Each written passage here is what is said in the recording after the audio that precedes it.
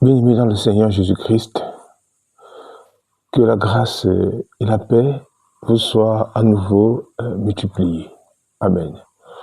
Donc je rends grâce au Seigneur pour chacun de vous. Alléluia. Je rends grâce à ce que le Seigneur nous aide dans cette marche en nous ouvrant chaque jour et davantage les yeux de l'esprit. Parce que l'Écriture déclare dans Éphésiens 1er, nous allons le lire ici ensemble. Donc j'utilise une version second 21 de la version 2007. D'accord? Voilà, c'est du second 21 2007. Donc nous allons lire quelque chose ici ensemble. Éphésiens 1er.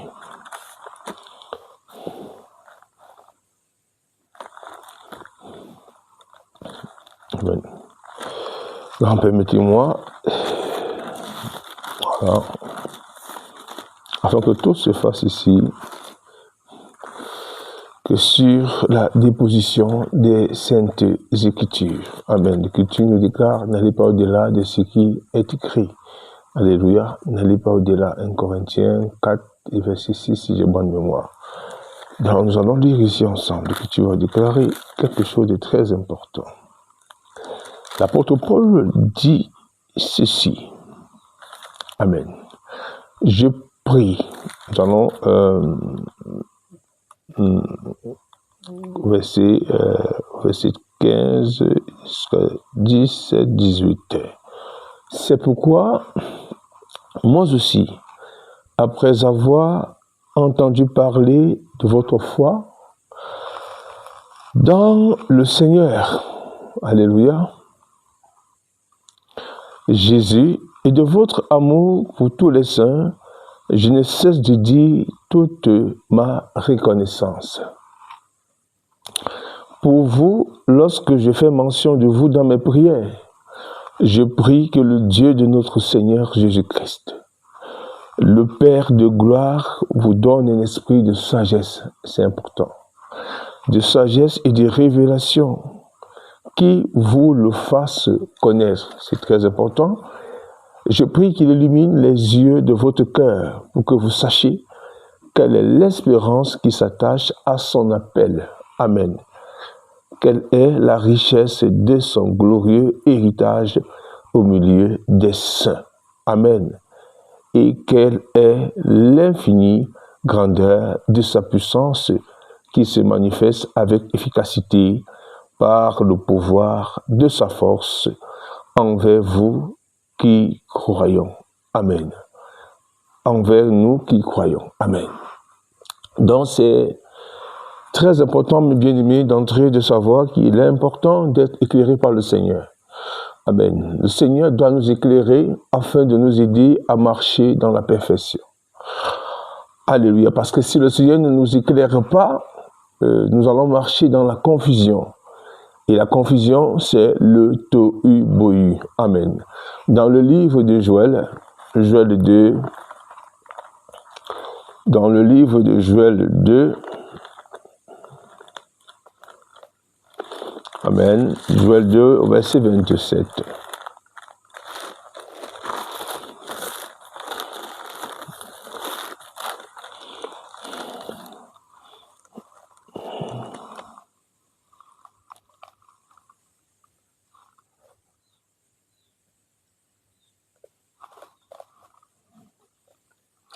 Amen. Le Seigneur déclare, c'est là dans la version second 21, nous allons essayer de lire dans deux versions, soit dans la version second 110 et dans la version second 21 pour essayer de faire quelques comparaisons. Amen. Parce qu'avec moi, je dispose de 3 versions de Bible ici. J'ai une BJC, Amen. J'ai une second 21, voilà, version 2007. J'ai une seconde 110. Alléluia. 1910. Donc, ce sont des révisions de traduction. Amen. Mais certaines révisions sont aussi bonnes, car elles vont nous aider à mieux nous approcher du conseil du Seigneur. Amen. bien que dans certaines révisions, il y a des éléments qu'il faut encore être éclairés par le Seigneur pour pouvoir dénicher les mains de l'ennemi. Alléluia. Alors, dans la version seconde 2021, de Joël 2, du verset 27, qui tu déclares, lisons ensemble, peuple de Dieu, vous saurez que je suis au milieu d'Israël, que je suis l'Éternel votre Dieu, qu'il n'y en a pas d'autre, et mon peuple ne sera plus jamais dans la honte. Amen. Et mon peuple ne sera plus jamais dans la honte. Dans d'autres traditions, il est dit, et mon peuple ne sera plus jamais dans la confusion. Alléluia. Dans d'autres traditions, il est dit, et mon peuple ne sera plus jamais dans la confusion. Nous allons essayer de le relire ici, Joël 2, dans la version 110, verset 27. Amen. Et nous lisons ensemble au verset 27, le même verset. Ici, il est question de ceci. Et vous saurez que je suis au milieu d'Israël, que je suis l'Éternel. Dans d'autres versions, on peut dire je suis Yahweh. Amen. Je suis l'Éternel, votre Dieu, qu'il n'y en a point d'autre, et mon peuple ne sera plus jamais dans la confusion. Amen. Et mon peuple ne sera plus jamais dans la confusion. En vérité, peuple de Dieu, là où siège le Seigneur, là où le Seigneur décide de conduire son peuple, amen, il écarte son peuple de la confusion. Il nous fait sortir des ténèbres pour nous amener à son admirable lumière. Amen. Il éclaire la lanterne de notre intelligence. C'est pourquoi l'apôtre Paul dit ici, amen, dans ce Éphésiens 2, dans ce Éphésiens 1er, qui prie que le Dieu de notre Seigneur Jésus-Christ nous accorde un esprit de révélation et de sagesse et qu'il illumine les yeux de nos cœurs pour que nous puissions réellement comprendre, amen, s'attacher à comprendre l'héritage qui nous appelle et qui nous attache à son appel. Amen. C'est très important, peuple de Dieu. Parce qu'aujourd'hui, dans le corps du Christ, il y a des doctrines. Amen. Il y a des doctrines des démons. Il y a des mouvements de pensée qui vont chercher chaque jour à vous sortir et à vous éloigner de la pensée de l'Écriture. En ce jour, par la grâce du Seigneur, nous parlerons de quelque chose, c'est très important. Nous parlerons de Marie, mère de Jésus. Est-ce que Marie, mère de Jésus, a eu d'autres enfants en dehors de Jésus? C'est important. C'est dans les Écritures. Est-ce que Marie, mère de Jésus, a eu d'autres enfants en dehors de Jésus? Parce que là dehors, alléluia, dans le milieu soi-disant chrétien, il y a des multiples doctrines qui circulent. Alléluia. D'autant nous disent que Marie, après Jésus, n'a jamais eu d'enfant. Elle est restée vierge toute sa vie. D'autant nous le disent. Mais nous allons, par la grâce du Saint-Esprit, éprouver les Écritures. D'autant nous disent que, amen, Jacques, selon que Jacques, dans l'Écriture, parce que dans l'Écriture, nous avons Jacques, fils de Zébédée, Jacques, fils d'Alphée, nous avons Jacques, frère de Jésus. Et d'autres nous disent que non, Jacques, frère de Jésus, comme nous disons, c'est le fils d'Alphée qui était le cousin de Jésus. Nous allons essayer d'éprouver par l'Écriture parce qu'il y a trop de dérives, peuple de Dieu. Il y en a trop de dérives aujourd'hui.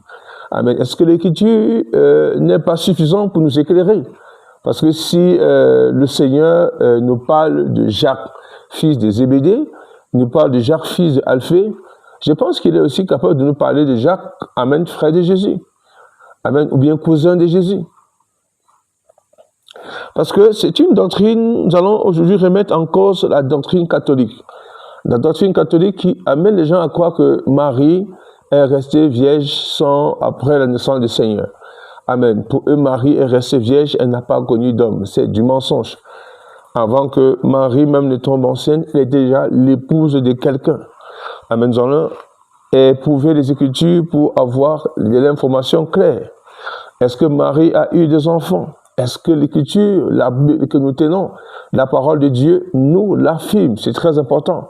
C'est important de nous poser des questions et c'est important, peuple de Dieu, aussi d'examiner. Donc nous avons le plein devoir, en tant que serviteurs de Dieu, parce que nous sommes tous des serviteurs de Dieu, en tant que fils et filles du royaume, d'éprouver la pensée, amen, de l'Écriture. D'éprouver la pensée de l'Écriture. Et de comprendre en vérité qu'est-ce que l'Écriture enseigne. Qu'est-ce que l'Écriture présente selon certains contextes. Amen. Dans le livre de Matthieu, Matthieu 1, si j'ai mémoire bonne, ou Matthieu 2, d'entrer dans la version second 110, nous allons dans la version second 110. Il est important, peuple de Dieu. Matthieu 2.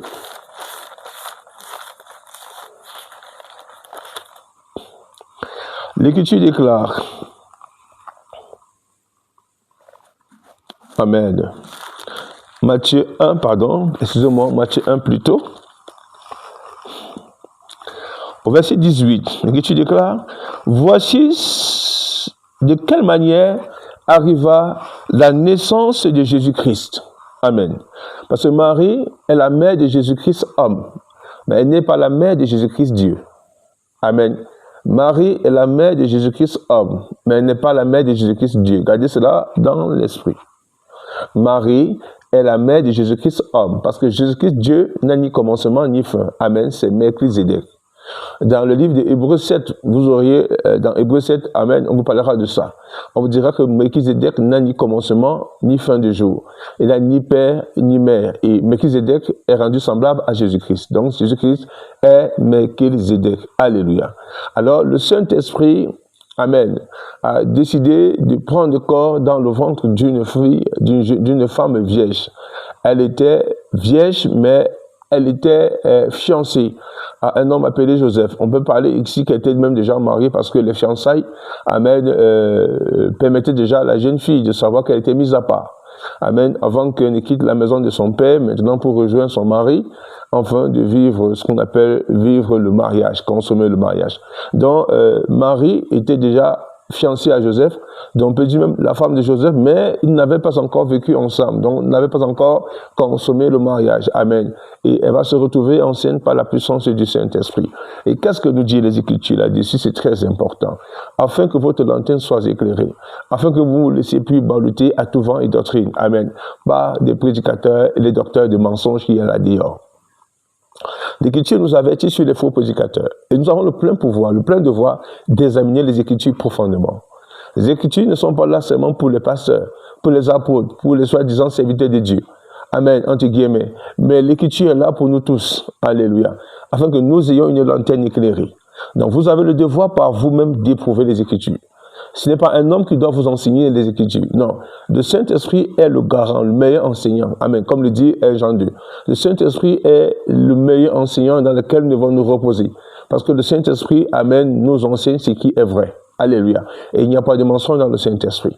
C'est que lorsque le Seigneur dit dans Jean 14, que lorsque viendra le Saint-Esprit, il vous conduira dans toute la vérité. C'est très important. Le Saint-Esprit a une mission importante, c'est de nous conduire dans toute la vérité. Donc s'il y a le Saint-Esprit en vous, alléluia, son devoir c'est de vous éclairer. Et c'est de vous conduire dans toute la vérité. Et il est le premier et le meilleur enseignant. Amen. Il est l'enseignant par excellence. Donc c'est que le Saint-Esprit vous enseigne est vrai. Pas ce que va vous enseigner votre prophète, votre pasteur, votre soi-disant homme de Dieu. Amen, entre guillemets. Non. Ce que vous enseigne le Saint-Esprit. En tant qu'enfant de Dieu, avec le Saint-Esprit que vous avez reçu, vous avez le pouvoir d'éprouver. Amen. Même ce qu'on vous enseigne, vous avez le pouvoir d'éprouver. Amen. D'aller vous-même dans vos recherches. Amen. D'entrer dans vos profondeurs. C'est très important, peuple de Dieu. Alors, l'Écriture déclare ici, voici ce qui arriva voici de quelle manière arriva la naissance de Jésus-Christ. Marie, sa mère, avait été fiancée à Joseph, se trouvant enceinte par la vertu du Saint-Esprit. avant qu'ils eussent habité ensemble. Regardez bien l'expression, parce que la Bible, l'Écriture, Amen, l'Écriture sainte, la parole du Seigneur, veillera à ce que nous ne soyons jamais dans la confusion. Amen. Le Seigneur est clair. Donc le Seigneur est fidèle. Lorsque le Seigneur nous parle dans l'Écriture, le thème cousin, frère, tout ça, le Seigneur connaît. Amen. Le Seigneur ne viendra pas vous dire ici que tel est le frère de tel s'il n'est pas son frère. Et on va revenir sur les expressions frère en grec. On va essayer de voir de quel type de frère ici, alléluia, nous parlaient les Écritures. Amen. Si l'expression frère qu'on va utiliser, on va lire tout à l'heure, était une expression neutre, ou bien à quelque part elle nous ramenait sur, amen, une précision donnée. C'est important de le souligner. Afin d'avoir la lanterne éclairée, parce que l'Écriture ne nous jettera jamais dans la confusion. Amen. Le Seigneur ne vous jettera jamais dans la confusion. Il vous éclairera. Amen. Et nous éclairera. C'est son devoir. Alléluia. C'est sa mission, c'est de nous éclairer. Et qu'est-ce qu'on va lire ici ensemble, peuple de Dieu? C'est très important, mes frères et sœurs. Joseph, son époux, qui était un homme de bien, alléluia, et qui ne voulut pas la diffamer, se proposa de rompre secrètement avec elle. Écoutez bien, c'est très important. Comme il pensait, voici un ange du Seigneur lui apparut en songe et dit, Joseph, fils de David, ne crains pas de prendre avec toi Marie, ta femme. Regardez les précisions du Saint-Esprit. L'ange apparaît en songe, je lui dis, Joseph, fils de David. En fait, Dieu est fidèle. Il revient sur la généalogie. Fils de David. Amen.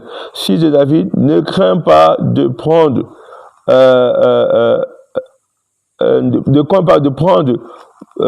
avec toi Marie, ta femme. Amen. Ici, il dit Marie, ta femme. La précision. Marie, ta femme. Car l'enfant qu'elle a conçu vient du Saint-Esprit. Elle enfantera un fils et tu lui donneras le nom de Jésus. C'est lui qui sauvera son peuple de ses péchés. Tout cela arriva afin que s'accomplisse ce que le Seigneur avait annoncé par le prophète. Voici, la Vierge sera enceinte et elle enfantera un fils. Alléluia. On lui donnera le nom d'Emmanuel qui signifie Dieu est Dieu avec nous. Joseph s'étant réveillé, fit ce que le Seigneur lui avait ordonné et prit sa femme avec lui. Mais, encore dit l'expression, mais, alléluia, c'est une juxtaposition. Mais, cette expression est importante. Mais, virgule. Mais, virgule. Quand il y a un mais à quelque part, cela sous-tend que il y a des choses qui sont sûrement réservées, amen, mais qui ne sont pas encore là. Donc il dit ici, mais, alléluia, mais il ne l'a connu point. Vous voyez, c'est important. Mais il ne l'a connu point jusqu'à ce qu'elle eût enfanté un fils, auquel il donna le nom de Jésus. Donc, il n'a pas connu Marie, sa femme, jusqu'à ce qu'elle ait enfanté le Seigneur. Elle ait enfanté, amen, la personne de Jésus-Christ. Amen.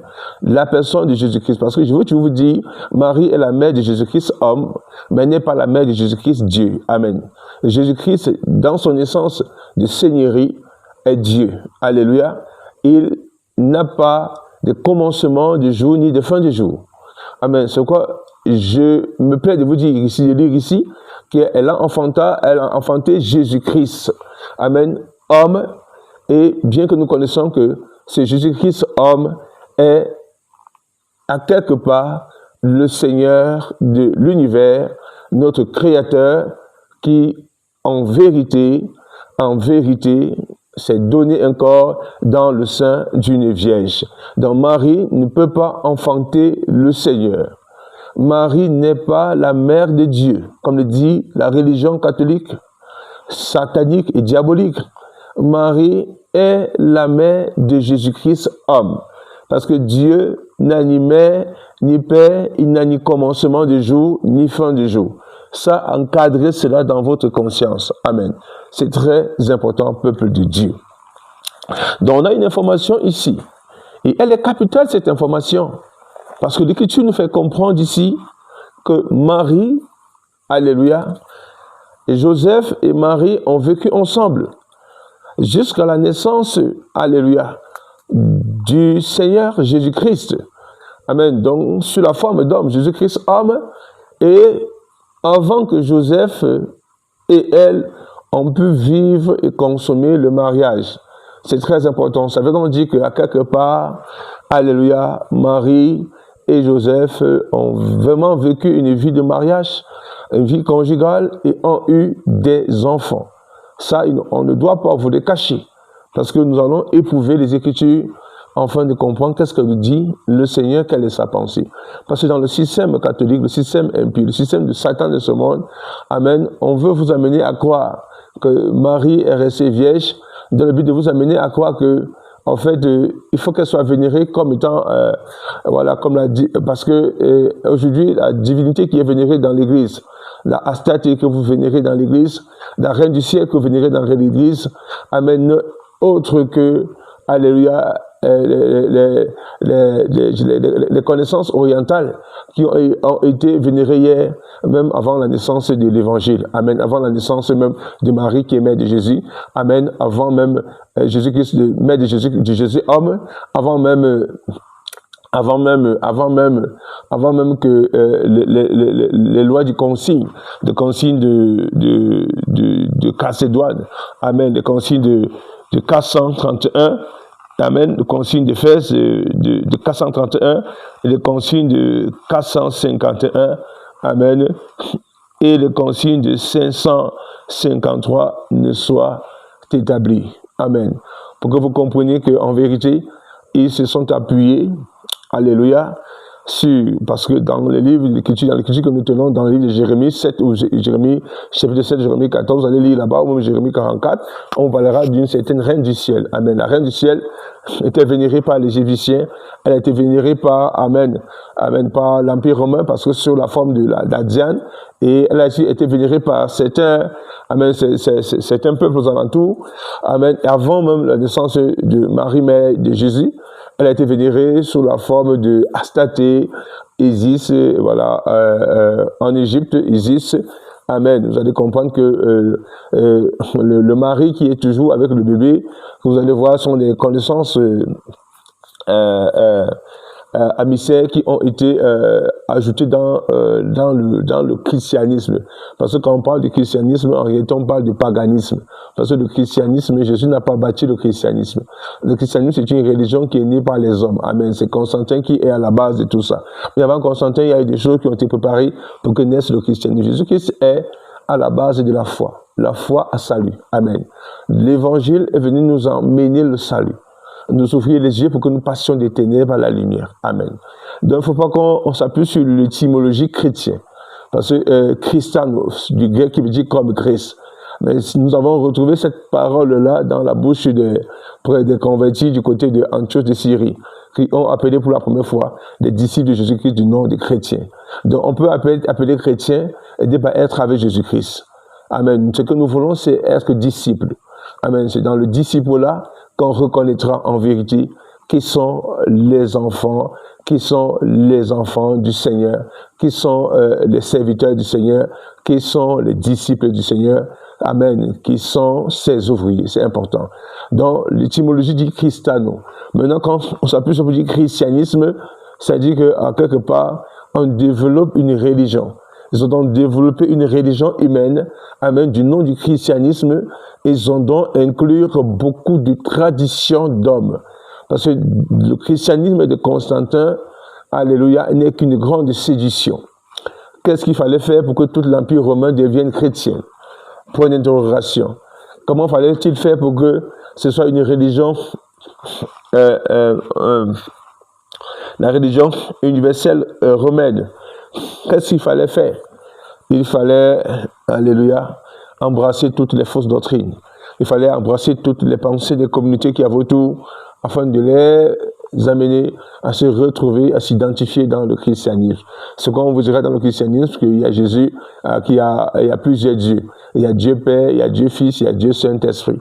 Mais vous n'allez jamais voir dans l'Écriture quand on nous parlera d'une telle hérésie. Amen. Nous savons que dans l'Écriture, il y a un seul Dieu. Amen. Un seul Dieu. La foi chrétienne n'est pas polythéiste. mais elle est monothéiste. Il faut le garder à l'esprit. La foi chrétienne n'est pas polythéiste, mais elle est monothéiste. Donc un jour, le Seigneur permettra, nous allons nous asseoir ici, amen, sur les archives de 325 et la déviation, l'apostasie totale, qui va prendre acte en cette période par le biais de l'empereur Constantin et des soi-disant pères de l'Église corrompus de cette époque qui vont se joindre, alléluia, à la, comme on dit ici là, ils vont se joindre à l'opulence du faux christianisme romain dans le but de vivre dans le mensonge et de bénéficier des plaisirs de ce monde. Amen. Il y a beaucoup de choses que vous allez connaître lorsque le Seigneur nous permettra d'avancer. Mais pour ce soir, pour ce matin, pour ce jour, ce qui est important pour nous ici, c'est de regarder avec l'Écriture, amen, est-ce que Jésus avec des frères? Alors, j'essaie d'abord de vous faire des précisions pour que nous n'ayons pas à vivre, à marcher dans la confusion. Parce que d'autant nous disent ici, nous allons commencer par le passage de Matthieu 10. Amen, c'est très important. Matthieu 10, c'est le peuple de Dieu.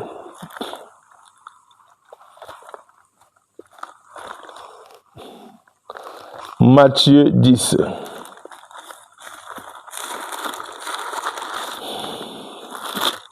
Amen, l'Écriture déclare. Et lisons ensemble, c'est bien d'être éclairé. Jésus appela les 12 disciples, c'est important, et leur donnant le pouvoir de chasser les esprits impurs et de guérir toute maladie et toute infinité.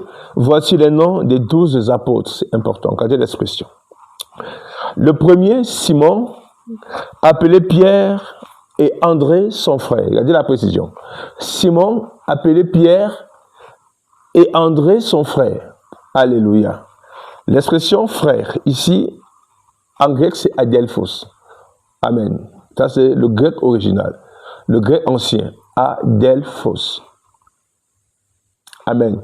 Parce que dans l'expression adelphos, nous avons quelque chose qui va nous donner frère de sang. Amen. Parce que quand nous allons essayer d'aller, on va très doucement pour que vous compreniez. Adelphos, dans sa définition, étymologie, frère. C'est traduit par adelphos. Le mot est formé de la particule A, qui signifie un ou seul, et de delphos. Amen. Entre parenthèses, qui signifie issu d'un même saint. Amen. Delphos, c'est saint, entre parenthèses, qui signifie issu d'un même saint. Amen. Issu d'un même saint. Donc, à Delphos, nous avons pour définition à Delphos, qui veut dire simplement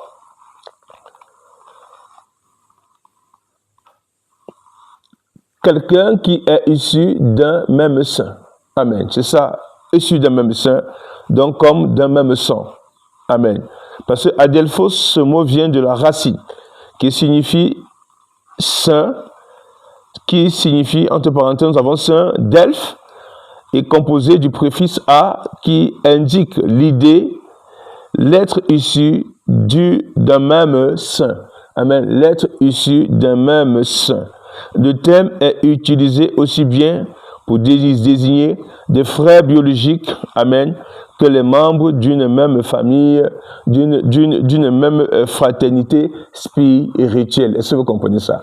Donc, ça nous parle aussi, amen, des frères biologiques qui sont issus d'un seul saint. Donc, d'un seul saint. Donc, lorsqu'on dit ici que Simon, Pierre et André sont les frères, amen, l'expression qui est employée ici, c'est adelphos. C'est adelphos. Parce que vous allez comprendre ce soir. Amen. Adelphos, ce sont, veut dire simplement frère en grec. Amen. Nous avons aussi l'expression Adelphi, qui veut dire sœur en grec. Nous avons Adelphi, qui peut dire frère et sœur, qui reste dans un cadre neutre. Donc, je prends l'exemple, je peux dire, peut-être comme chez nous ici, je peux appeler peut-être un cousin frère. C'est mon frère. Mais l'expression qui sera utilisée là-bas, c'est Adelphi. Amen. Parce que cette expression est neutre. Amen. C'est neutre. Donc, c'est comme peut-être vous sortez de quelque part. Vous sortez peut-être d'un pays et vous trouvez un autre frère, un autre Camerounais, vous l'appelez, c'est mon frère camerounais. L'expression là-bas, c'est Adelphi. Parce qu'elle reste neutre. Amen. Elle reste neutre. Donc, elle ne nous renvoie pas à l'étymologie de sang. Amen. Peut-être nous sommes issus de même sang biologique. Non. Donc, si nous voulons parler de frères de même sang biologique, l'expression que nous allons employer, c'est Adelphos. Amen. Adelphos, c'est important. Amen. Adelphos, c'est important. Donc, la Bible ici est en train de nous dire comprendre que Simon, Pierre et André étaient des frères de sang. Amen. Des frères biologiques. Adelphos. Amen. Le premier Simon appelé Pierre et André son frère. Le premier Simon appelé Pierre et André son frère. Jacques, fils de Zébédée, et Jean son frère. Est-ce que vous voyez la précision? Jacques, fils de Zébédée, et Jean son frère.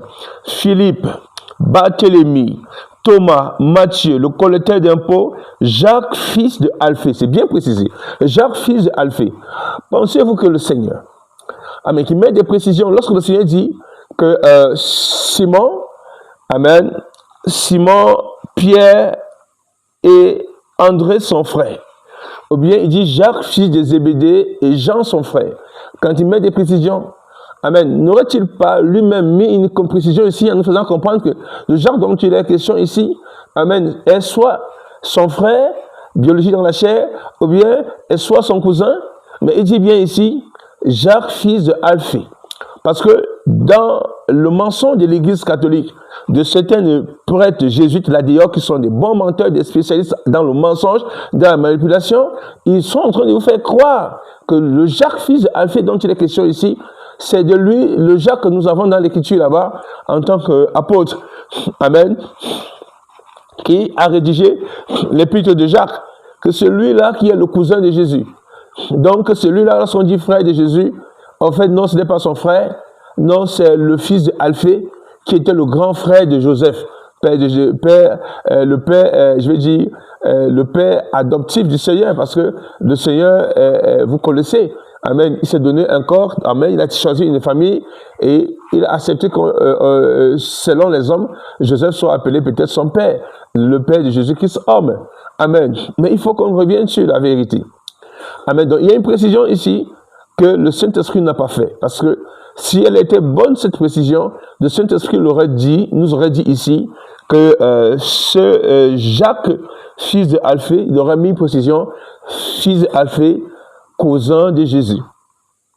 Amen. Jacques, ou bien nommé Jacques, frère de Jésus. Donc, on a mis Jacques, fils d'Alphée, point. Jacques, fils d'Alphée, point. Parce que le Seigneur sait. Il faut des précisions. Amen. Il ne peut pas nous dire là-bas que Simon et André son frère, Adelphos. Il nous dit ici Jacques, fils de Zébédée, et Jean son frère. Et il arrive ici. Si ce Jacques ici était cousin de Jésus, je pense qu'il y aurait la mention ici de cousin de Jésus. Mais il est dit ici Jacques, fils de Alphée. Il faut faire qu'on fasse attention. Et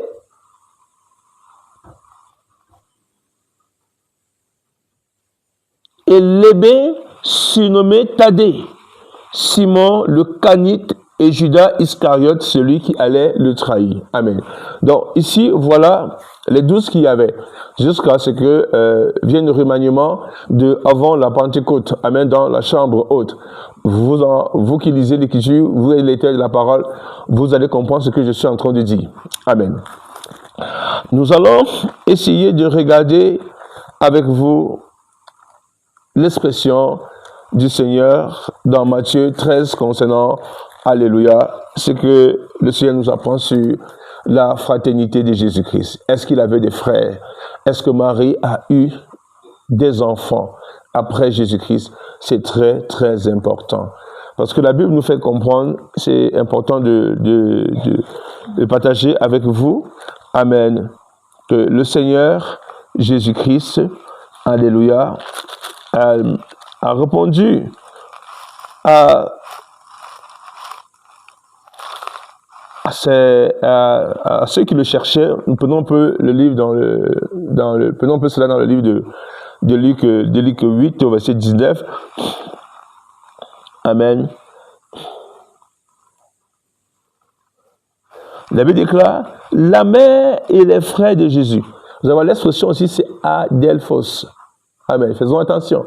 Adelphos, la mère et les frères de Jésus vont le trouver. Nous sommes au verset 18-19. Mais ils ne pouvaient pas l'approcher à cause de la foule.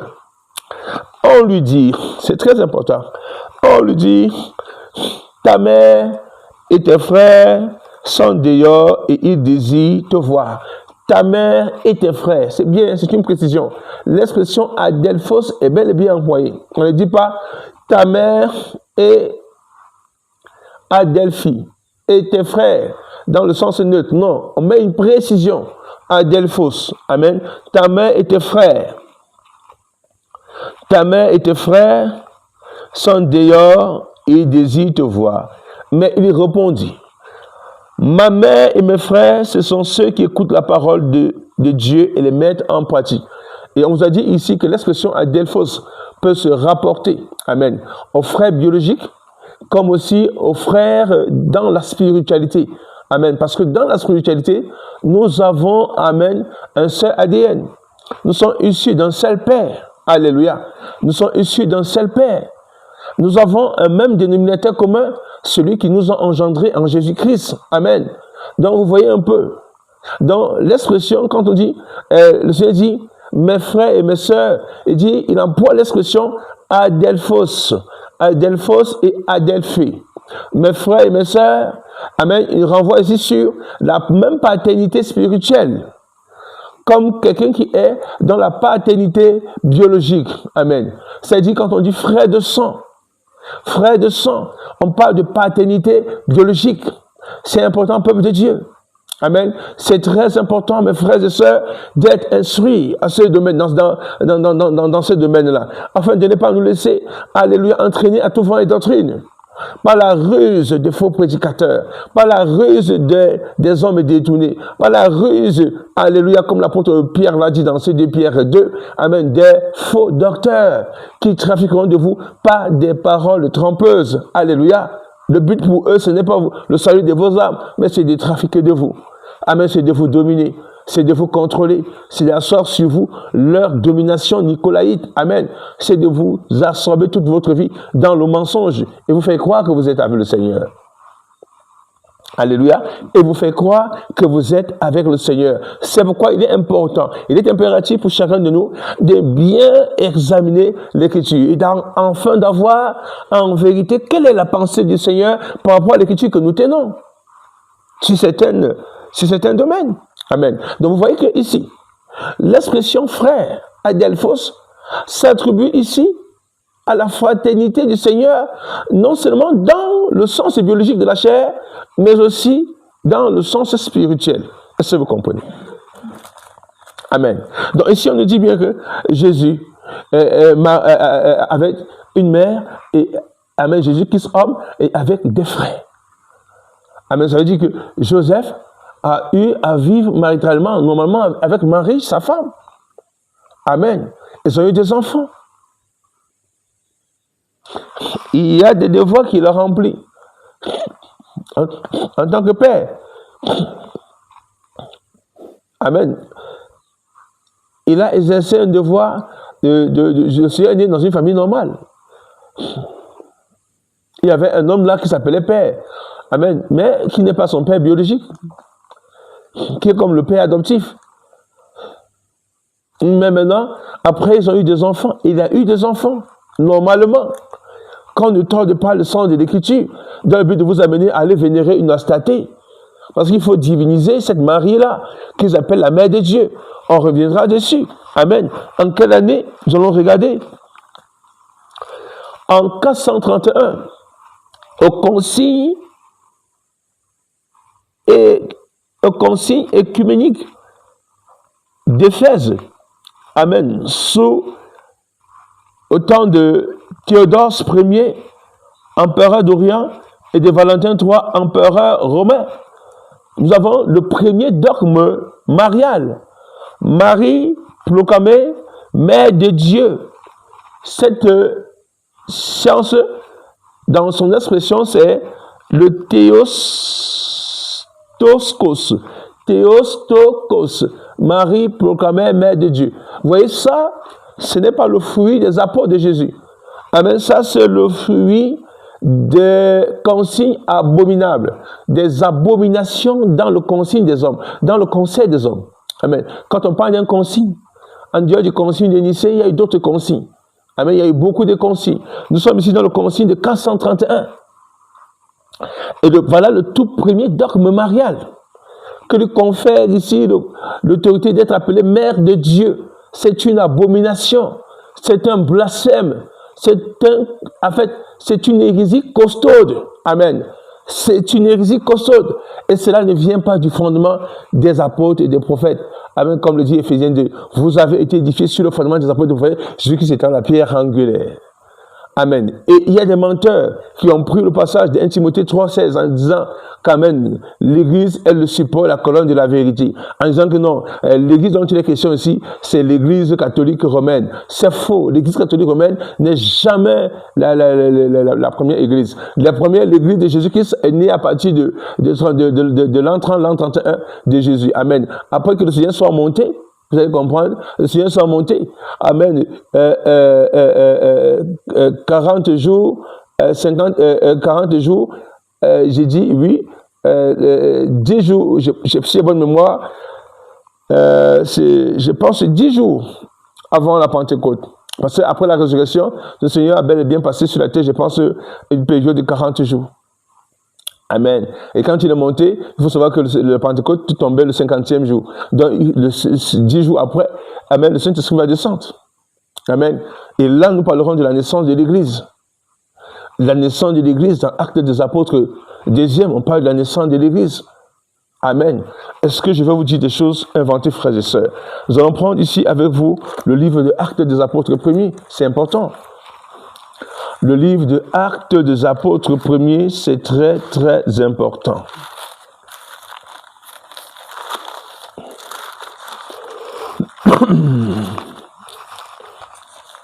Excusez-moi, frère, je suis un peu enrhumé. Actes des Apôtres premiers. Amen. Nous allons lire ensemble.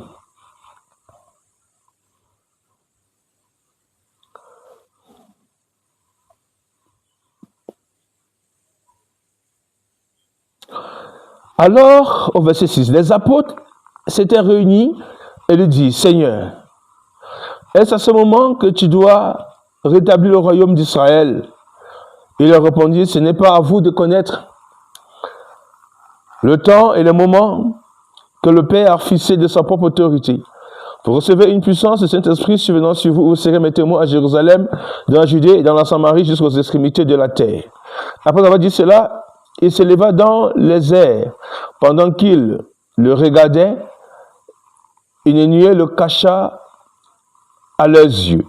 Et comme ils avaient les regards fixés vers le ciel, pendant qu'il s'en alla, 2 hommes habillés de blanc leur apparurent et leur dirent, hommes de Galilée, pourquoi restez-vous à regarder le ciel? C'est Jésus qui a été enlevé au ciel du milieu de vous reviendra de la même manière que vous l'avez vu aller au ciel. Alors ils retournaient à Jérusalem, de la colline appelée Mont des Oliviers, qui est près de Jérusalem, à une distance d'1 kilomètre d'environ. Quand il fut arrivé, il montait à l'étage dans la pièce et il se tenait d'ordinaire. Il y avait Pierre, Jean, Jacques, André, Philippe, Thomas, Barthélemy, Matthieu, Jacques, fils d'Alphée, Simon le Zélote et Jude, fils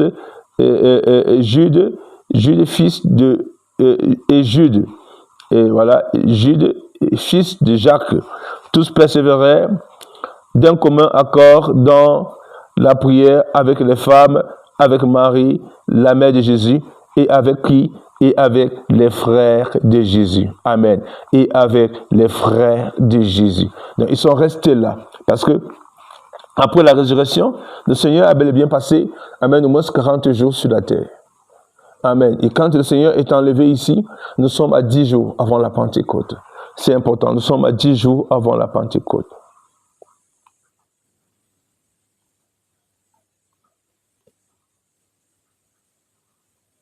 Je vais lire ici. Amen. Verset 1er de Actes des Apôtres 1 pour que vous ayez une antenne bien éclairée. Parce que nous n'avons pas inventé, nous n'inventons rien, nous disons ce qui est juste. Amen.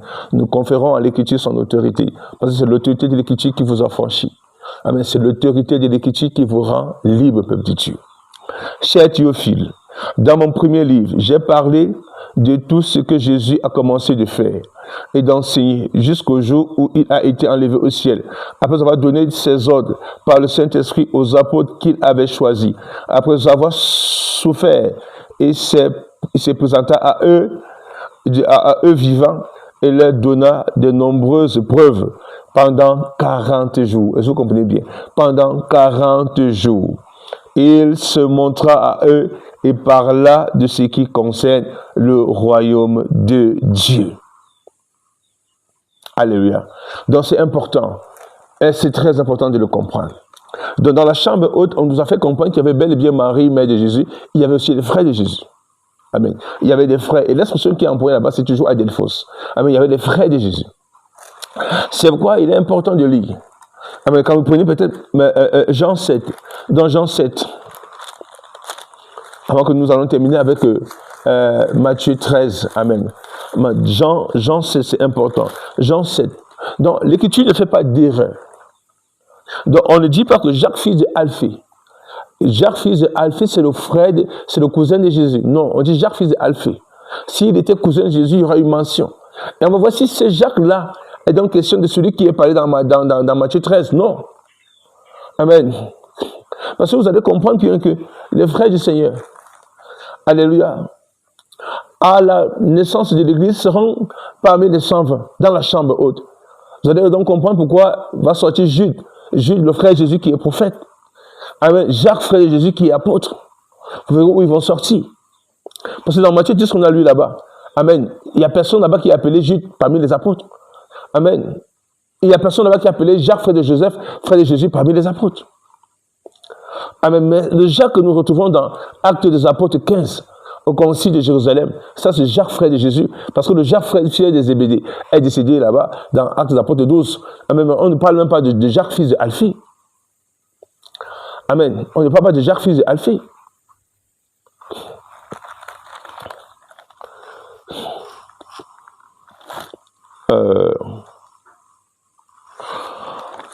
Jean 7.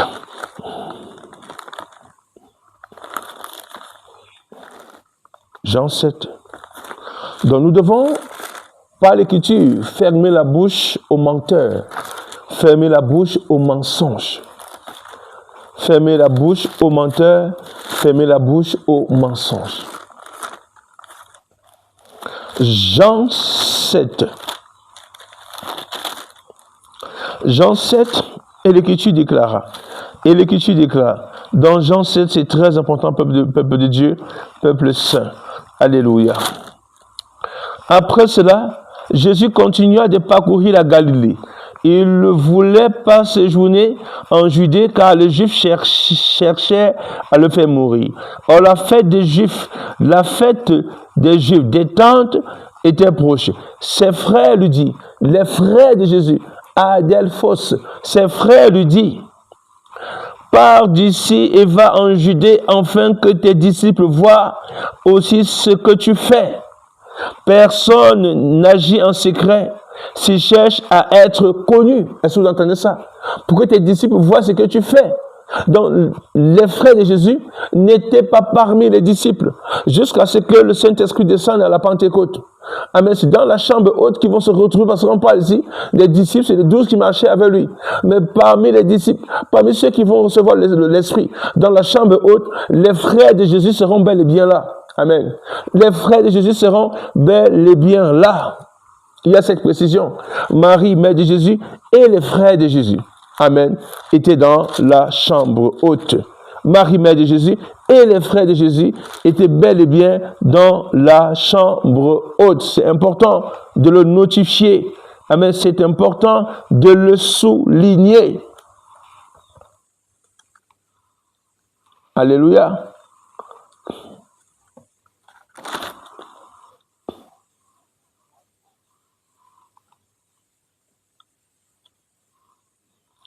Alléluia. Au verset 14, tous persévéraient d'un commun accord dans la prière avec les femmes, avec Marie, la mère de Jésus, et avec les frères de Jésus. Amen. Et avec les frères de Jésus. C'est très important. Avec Marie, mère de Jésus. Mère de Jésus, âme. On n'a pas dit Marie, mère de Dieu. Non. Marie, mère de Jésus. Sortez du consigne de 431, du consigne d'Éphèse. Amen. Ça, c'est le premier consigne qui a conféré à Marie le titre de mère de Dieu. Le titre de mère de Dieu. Amen. Cette doctrine qu'on appelle Théotokos.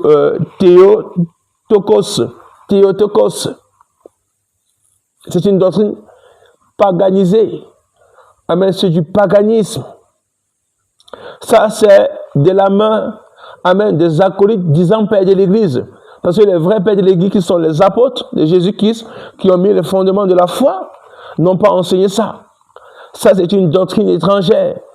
Amen. Ça, c'est une pénétration avec puissance de la doctrine de Satan en milieu soi-disant chrétien. Parce que là où il y a vraiment le Saint-Esprit, amen, les consciences sont éveillées, on ne vous endort pas comme ça. Sortez, alléluia, de toutes ces prisons spirituelles qui vous retient captifs et prisonniers à Satan. Amen. Le deuxième consigne, le consigne de Chalcédoine, amen, et de 451,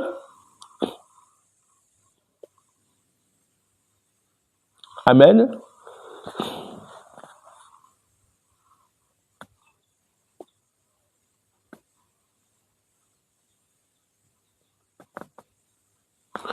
Je vais lire ici. Il y a le consigne, voilà, le consigne d'Éphèse à 431. Amen. Je vais vous dire les consignes qui sont attachées au dogme marial. Le consigne de Constantinople, amen. Constantinople en 553, par le consigne de Chalcédoine. Non, mais le consigne de Constantinople, on dit deuxième dogme marial, virginité perpétuelle de Marie. Vous voyez ça? Virginité perpétuelle de Marie. C'est une doctrine, ils sont là pour contrer ça. Ils ne veulent pas qu'on en parle. Qu'on dit, l'Écriture nous dit que Marie a eu des frères, a eu des enfants, a eu des fils. Ils n'acceptent pas. Parce qu'il faut vous amener à vénérer, amen, la Diane d'Éphèse, la Astaté, la reine du ciel, la Isis égyptienne. Il faut vous amener à vénérer cette divinité diabolique, satanique. Amen. Est-ce que vous ne comprenez rien, peuple de Dieu? C'est que tous ceux qui sont dans cette secte-là, catholique, vous mourrez, c'est l'enfer direct. Parce qu'il n'y a aucune vérité. Vous adorez la créature. Vous servez les démons. Amen. Vous ne servez pas le Seigneur. Vous êtes des idolâtres.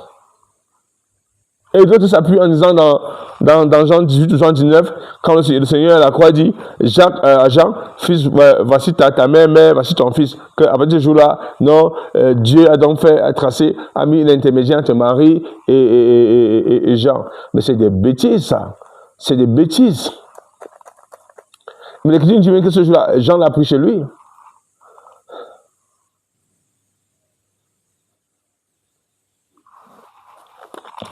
Amen, c'est pas que Marie est devenue la médiatrice. Quelle médiatrice?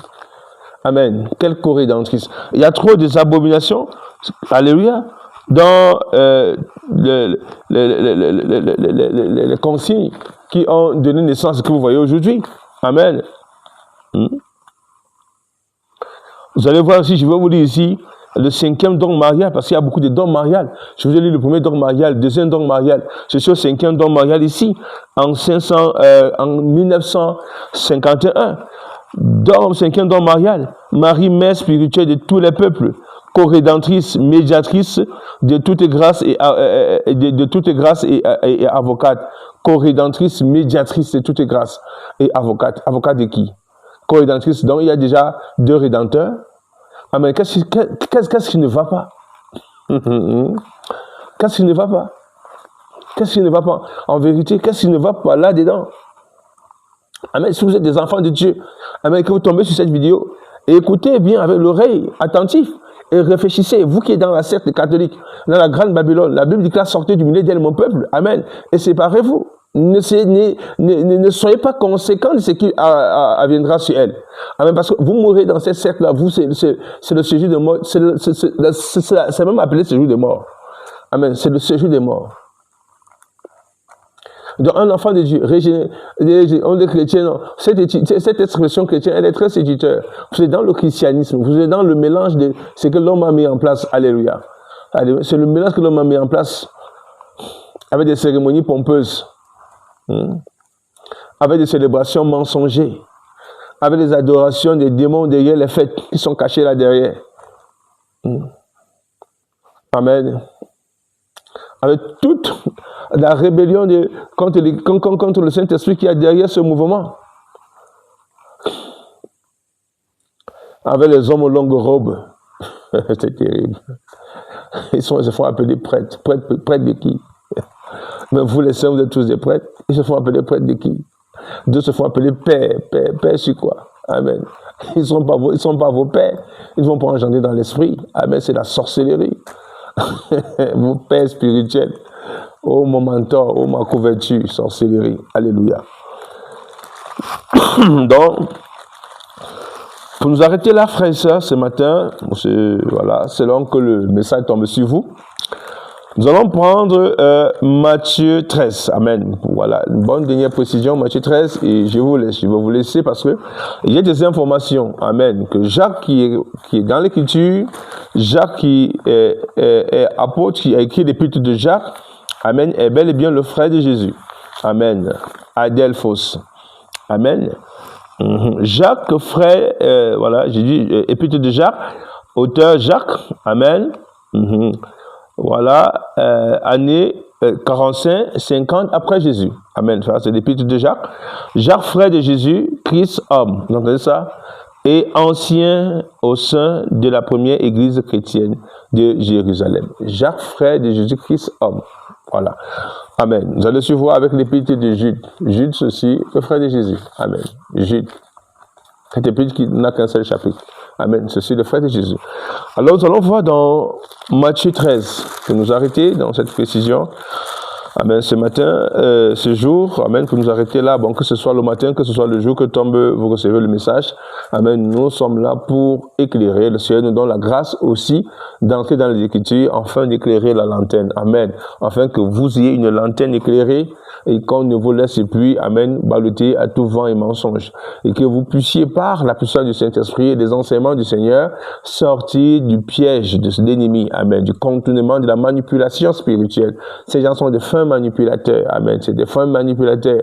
Ils vont piquer ici parce qu'ils connaissent vos limites.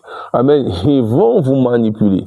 Amen. Ils vont venir vous dire ici que non, Jacques là, c'est le fils d'Alphée, c'est le cousin de Jésus. C'est des mensonges. Donc la Bible peut bien préciser cousin. Amen. L'écriture ne fait rien sans la précision. Dans le Seigneur, c'est la précision, ce n'est pas la confusion. Amen. Dans Matthieu 13,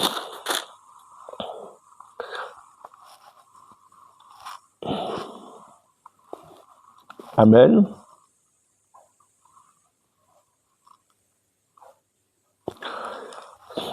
Au verset 53. Lorsque Jésus eut fini de dire ces paraboles, amen, il partit de là et se rendit dans sa patrie. Et il enseignait dans la synagogue de sorte que ceux qui l'entendirent étaient étonnés en disant: d'où lui vient cette sagesse? Parce que ceux-là le connaissaient. Amen. C'est l'entourage.